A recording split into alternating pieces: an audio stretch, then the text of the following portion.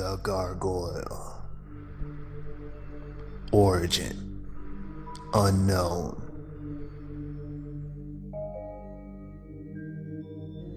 Over 800 years ago, gargoyles were a common feature on Gothic churches and buildings in medieval Europe. Gargoyles are carved sculptures that serve as rain spouts. When translated in various European languages, the function of the gargoyle is directly reflected in its name. In German, gargoyle means water spitter. In French and Spanish, it is gullet or throat. And in Dutch, it means water vomiter.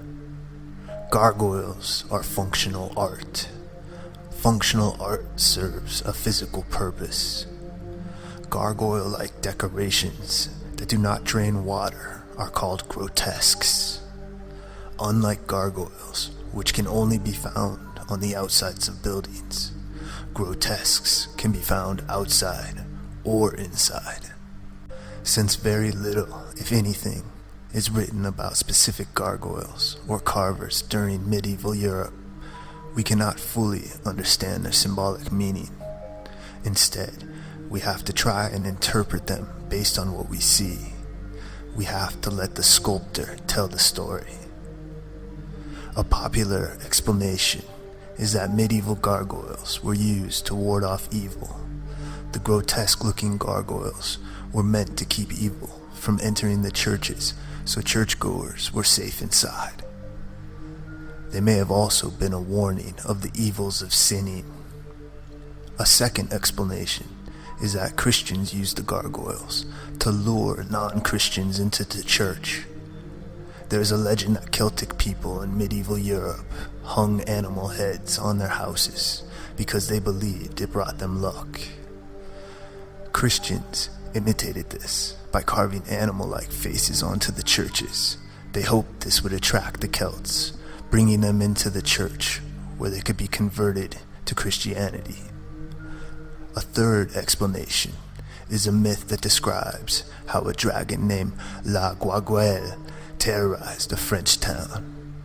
A visiting priest promised to rid the town of the dragon if the townspeople promised to help build a church and be baptized.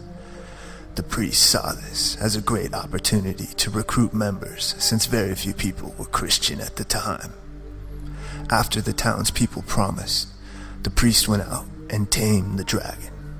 When he brought it back to the town, the people tried to burn the dragon.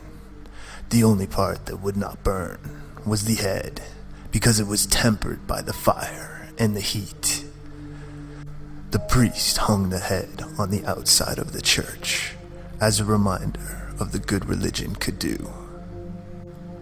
Mythically, gargoyles were known to stand guard and ward off evil spirits and frighten away other creatures that sought harm.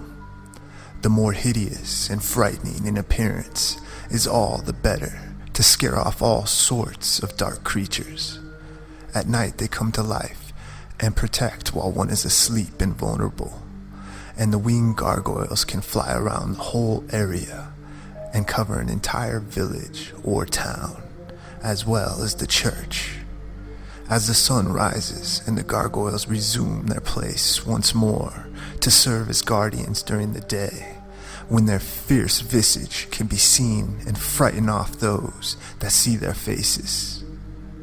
One other myth, dating back to ancient Greece, is that a gargoyle can purify any tainted water, and seeing as how many served a functional purpose as rain spouts, it was thought that when it rained, they purified the water, descending from the skies, and prevented disease and foul water supplies. There are many meanings and symbols that dwell within the stone guardians. Whether they truly do guard us from evil spirits or just adorn our lives, perhaps it is good to know that they are still on watch when the darkness is thick about and the sun is far from our eyes.